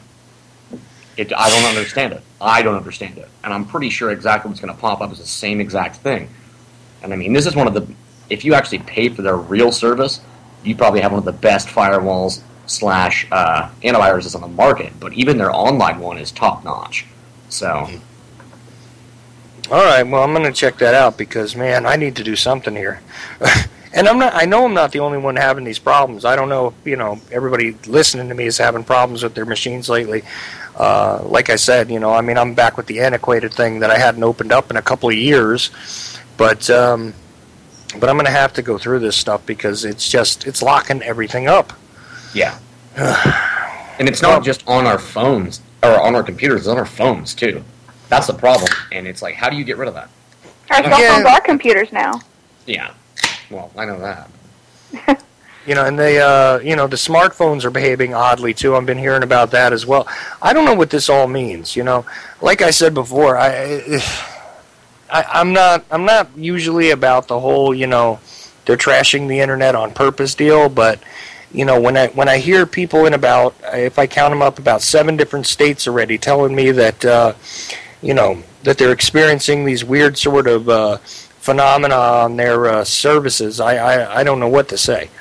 It's like Xbox Live. I'm a gamer also, and I'm going to tell you what, Microsoft has been under cyber attack for like a month, on and off.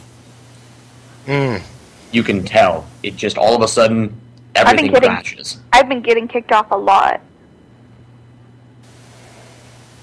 Yeah, but do you use the Xbox service too, Michelle? Yes.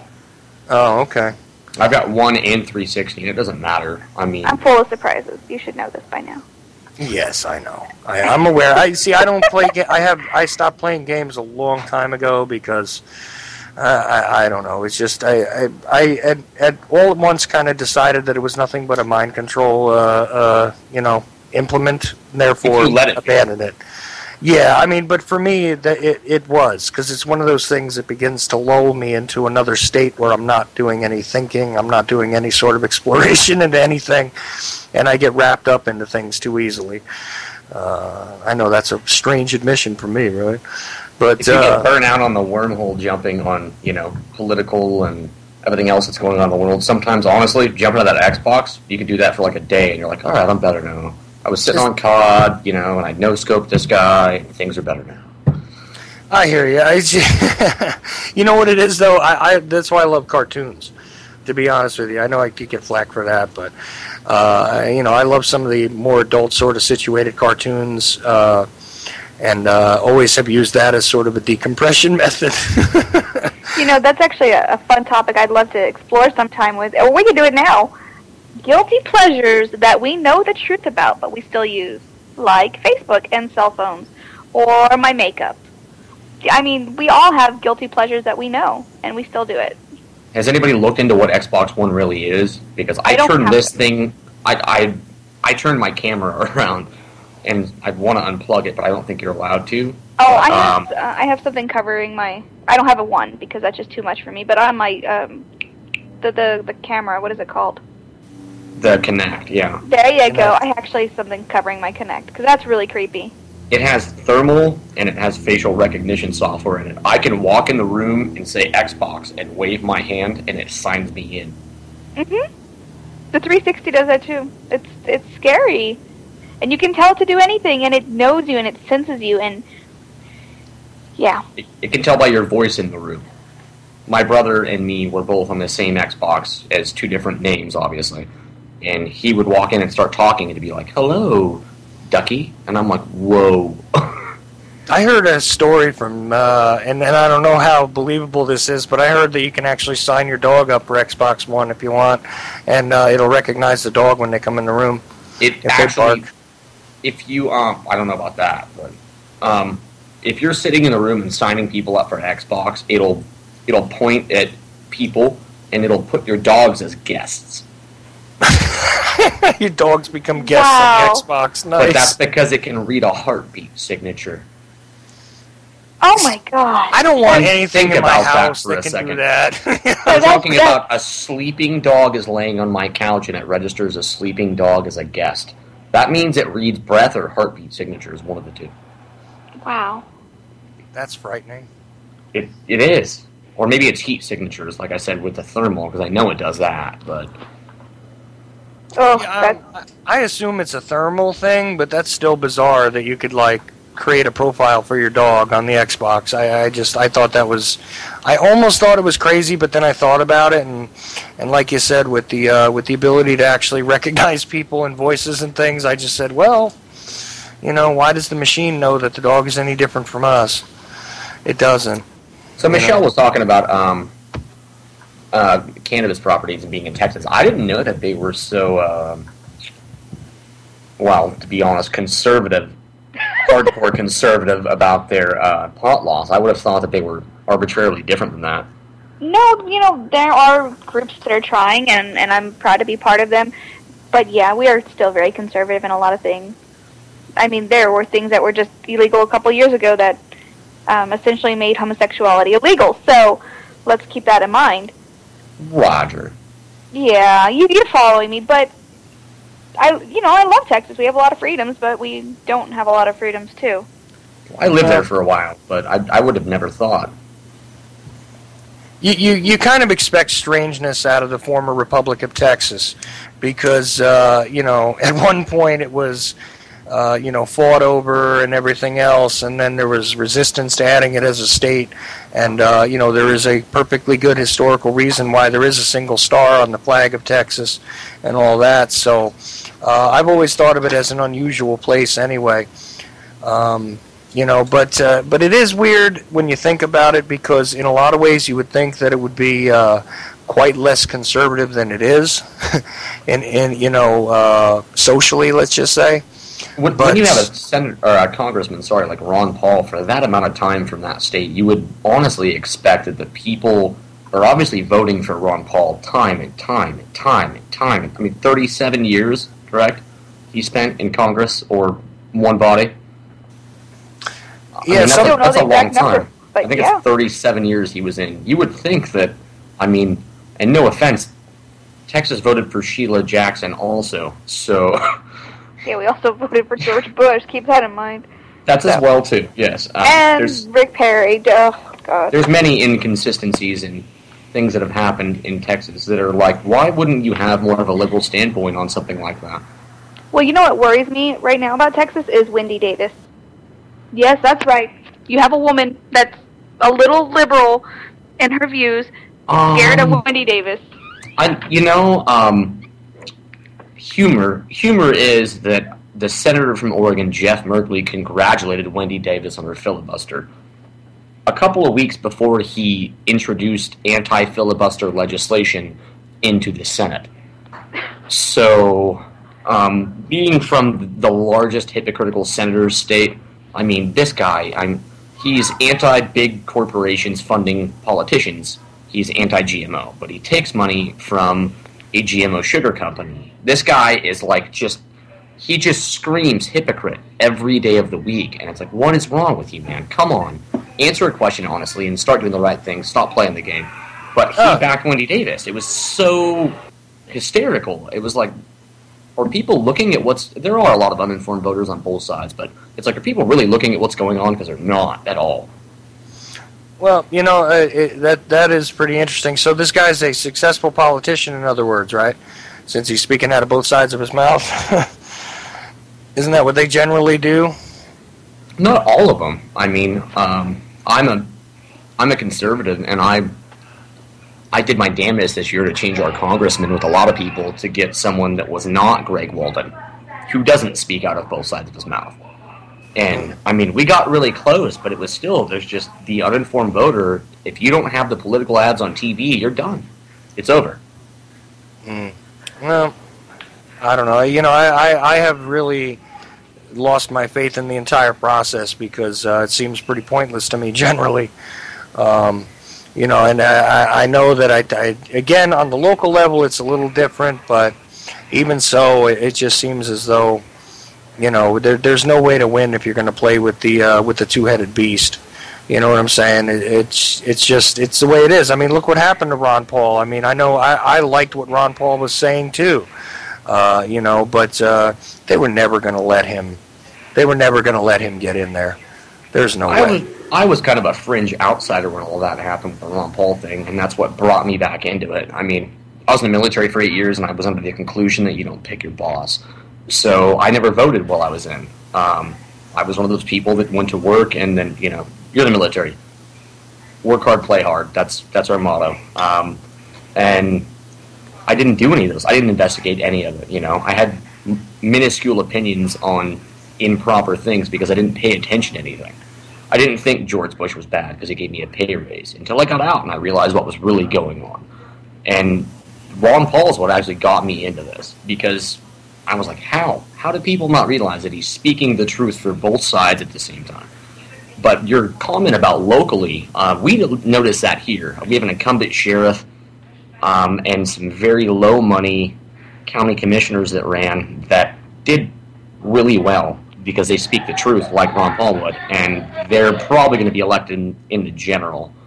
But they beat out an incumbent Republican sheriff who's been in for about 12 years, who is just a federal funding sucking Nazi, and beat him out. And it's, generally speaking, it's been locally a great year. State and federal, I think you're correct. I mean, it's almost picked before you even get to it. Yeah, they're generally selected, I would say. So, what do you guys got coming up on Double Cross Radio? Because you're going to be on tonight, right? We'll be on tonight at 7. We got Bitcoin coming up with, I cannot remember his name. Me and Charles were talking about this earlier. I've got a couple of mentors in many sections. Charles being one of them, who's an awesome guy. I took him and his wife out shooting, actually, a couple weeks ago, and they had a blast. His wife is like Annie Oakley. I mean, she picked up my AR-15 and just was nailing things out at 200 yards. It was awesome. We have on tonight... Sorry, one second.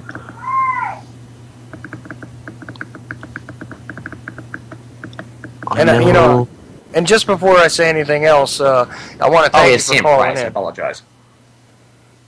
Sorry, I knew his name, Sam Price. Sorry, it slipped my mind for a moment. We had Sam Price on tonight for Bitcoin mining and computer programming. Okay, because that's good, because, I had a hard time understanding exactly what happened there. I was really skeptical of Bitcoin because it just seemed like one of those things that was kind of destined for failure. But it's still happening, I guess.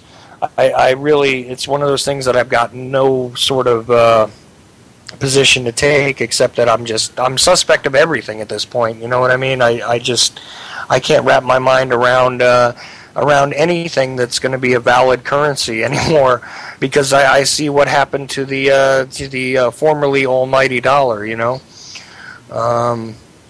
maybe that's just me not wanting to examine things a little more deeply sometimes.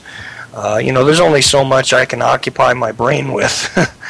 And, I know that our current system is, collapsing in slow motion, it seems. But I couldn't quite fathom the value that was going to be applied to that. Michelle dropped from the call. I'm sure we just lost her. Yeah, I'm sure she'll return at some point here. But I do want to say, though, thanks again for calling in, because generally speaking, we're having trouble even getting phone calls and everything else tonight. So loads of fun. She might have dropped because of that issue, actually. So if I can, I will do this and see if that's the reason. Yeah, I don't know. I don't think so, but... I was going to actually ask her what she thought of Ann Richards, because I saw a documentary recently, and that brought that one back up to me about the powerful woman from the state of Texas and all that kind of stuff. There she goes. Here I am. All right. You didn't drop because he started talking about Bitcoin, did you? No, I love Bitcoin. Oh, okay. See, you have an opinion on. Here you go. I don't have much of an opinion on it. Like I said, I was just probably overly skeptical because I just don't put any faith in any currency at this point, and I see it all as just fabrication and control. But, what are you going to do? I guess I'm one of those conspiracy theorist people. Well, we've all got our tinfoil hats here, so... Yes, and as always, by the way, and I know I've said this several times, I want to apologize to every single person I've ever made fun of who was screaming that the CIA was beaming things into their brain and everything else, and please enjoy your tinfoil hats. I was wrong. Thank you. Okay. So, I actually trade my currency for bullets and firearms. So, those are never going to go out of style. Maybe that's more of the Texas and Montana in me. But, yeah. Is that where you are, Colby? Are you in Montana? No, I'm in Oregon, actually. You'd feel a lot freer with your cannabis rights here, and it's actually a little bit more of a moderate climate, too. Oh, oh, I would love to go to Oregon. I've thought about it. Don't get me wrong. I definitely considered it. But there was a bill recently in the House, and they're trying to take away the right to deny or to opt out of vaccination. So, on my hierarchy of importance, unfortunately, I would rather not vaccinate than get pot. So I actually am on your side with this. I have a daughter who was in Head Start, and I didn't vaccinate her for... I got to the Army when she was about 15 months old at that time, and I didn't vaccinate her after that until we went to Head Start, and they were like, vaccinations. And they were like, you have to do these things. Which you don't have, for the record. Which you do not have to do. But the problem is we do have a left-leaning government that's being replaced right now in Oregon, so we're getting good things done. And I'm more down in the state of Jefferson area, which is also an option depending on who we get into our county commissioner's office. Because right now we have one Republican, and then this other guy that says he's Republican that's not, and then this other guy that I don't know what he is. But two of those are leaving. And we've got Colleen Roberts, who's a firm supporter of state of Jefferson, firm supporter of true conservative rights, more traditional liberal, and agrees that, you know, we've got to figure out how to manage our own money without the federal issues being pushed down our throats like they are with vaccinations and Common Core and yada, yada, yada, yada, everything. So we might actually have Common Core? Everybody that hasn't opted out yet has Common Core, by the way. Texas does not have Common Core. No, you guys opted out. Because we're smart. Yes. Well, we're something. And unfortunately, those two little keynotes that I touched on are really important, especially in my line of work, especially with Common Core. Common Core is such crap.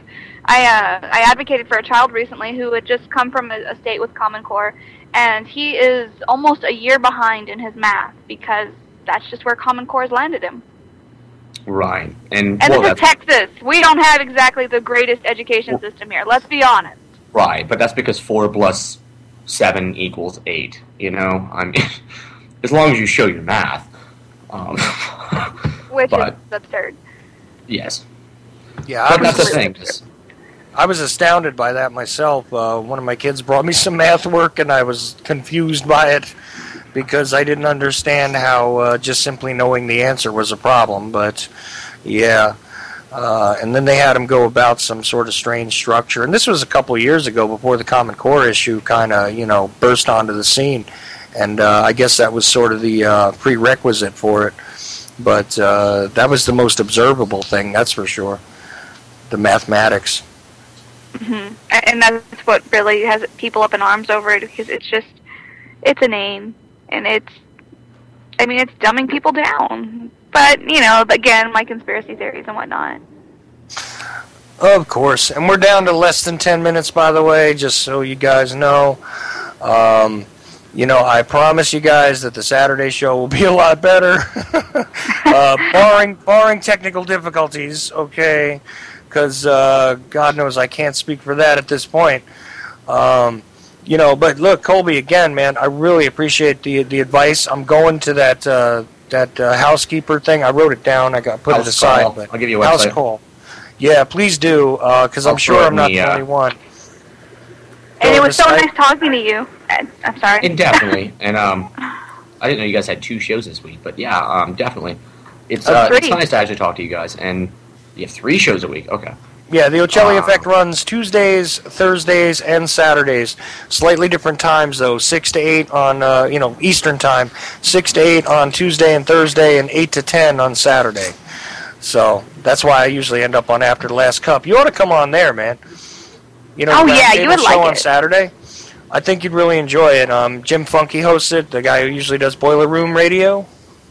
I have not heard of him. I don't actually jump on here in most of it. I've just recently started jumping on here when I'm not on air just to see what's going on, and see how things work. And, it's pretty good. We've got a lot of other really good shows on here, and I think it's honestly a very interesting station. Oh, yeah. You got Souvenir on Saturdays. JJ's on Sundays. I'm just telling you what I listen to, man.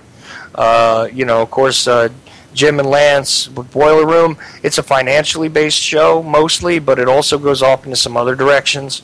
Prepper chicks. I'm gonna post this house call link in the chat bubble on Skype. Cool. Yeah, Prepper Chicks. Of course, the morning show with Jules and Before the first cup. Before the first cup with See, Jules. I didn't have Jules Zuri. on my friends list yet, but Oh my! Well, Jules and Zuri and Lady Pitbull do that show. Depending on what day you listen, you get different lineups there. But they do the news show in the morning. That's really cool. Prepper Chicks also plays mornings sometimes. Primer Time is a gun show. Those guys are really good with that stuff, so I know you'd appreciate that. yeah, I'm a builder. Oh, all right. But it's just something I'm throwing out there. Nick Burnaby is on, I think, on Mondays, I'm pretty sure. I have caught him on the archives recently. I haven't really caught his live show. But a lot of good stuff on this network, a lot of good people, and I'm really happy to be on here. And so am I.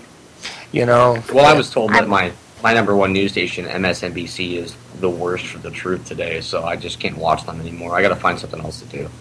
Wait a minute, a conservative playing with watches? Oh my God! I was going to say, wait a minute now. I was buying that you're a conservative till you said that. I mean, I watch C-SPAN, but at least I'm seeing what's happening live. But it still looks like House of Cards every day. Yeah, well, but the difference is that House of Cards is a lot more entertaining, and at least you know that Kevin Spacey's not running your life. You get that. At least you know that you're going to get horrible politics with lies, and then you're going to get sex every once in a while. It's at least it's entertaining, like you said. Yeah. Hey, I hate to interject, Chuck. Were you planning on heading over to WWRR tonight? Me? You have not been following Facebook. Tisk, Chuck Ochelli. Because I told you I can't get on the internet half the time because of the setup and the problems. Okay, well, if I could do a little drop on, I guess, on my radio appearances that are coming up. WWRR Worldwide Resistance Radio, part of the coalition with us, Truth Emerges and NWO will be having a show tonight. We're going to be talking about addiction, and there's going to be a lot of different aspects of it. Yeah, I actually wanted to participate in that one, but I'm not sure what I'm going to be doing because, as I mentioned at the top of the show, I have my kids for the next few days, so I don't know what I'll be doing late at night. And but we'll see. I mean, generally I can't sleep, so he's going to be watching Frozen. That's what he's going to be doing. So. Oh. Man, Skype keeps on cutting out for me. Okay, well, guys, I'll be over there at 10 Central, 11 Eastern, Worldwide Resistance Radio over on Blog Talk Radio. Tomorrow I will be on freedomslips.com at 1 p.m. Central Standard Time or 2 o'clock Eastern. I'll be talking about medical marijuana, cannabis, and, of course, more conspiracy theories, dehumanization, and so on and so forth. I will be back on Saturday with Chuck if he's not tired of me yet. And I'm willing to bet that Chuck and I will probably end up somewhere on the Friday Night Super Show tomorrow on NWO as well. So, yeah. When you follow us around, I love when you follow me around. And thank you for listening to me yak. Even if you think I am a crazy liberal, I promise I'm not. I have too many guns to be a crazy liberal. Ah, there you go. And also, you can go on the Ochelli Effect Facebook page if you want. I am not currently able to do anything with it, but I will be posting the links. I have put some interesting administrators on there, so it ought to be great. Maria Heller is one of the most interesting, by the way. So I don't know if you guys heard that interview, but if you go back, actually you might be able to catch it on my SoundCloud, which is another thing I can't post to. If you look at Chuck Ochelli on SoundCloud, you can find it there. And of course, Vince's What Matters Worldwide Live will come up next, and then after that, we're going to have Double Crossed, right? Yeah, we will be up at 7 Pacific Mountain or 1900 Pacific for you military folks. Are you going to be on Goldilocks today? Which will be 10 p.m. Eastern. Not sure what runs after that, but I know it ought to be interesting. Of course, we have all those wonderful replays and everything else, and that's what caused me to make a lot of other jokes. And again, I want to apologize to everybody because I was totally unprepared today to do what I had to do, and for various reasons. But I promise you, Saturday will be a much more interesting show. And Michelle, as always, thank you. UCY.TV Radio, The Ochelli Effect. Bye.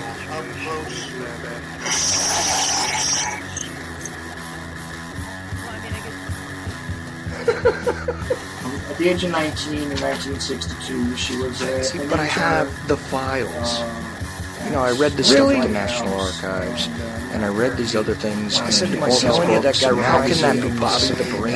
You know, pistols and the final slap of choice, I don't know, computers, internet, professional wrestlers, and not Jesse Ventura style. It doesn't matter where the cartoon comes from as long as it's real. It doesn't take hard to get real information. Because seriously,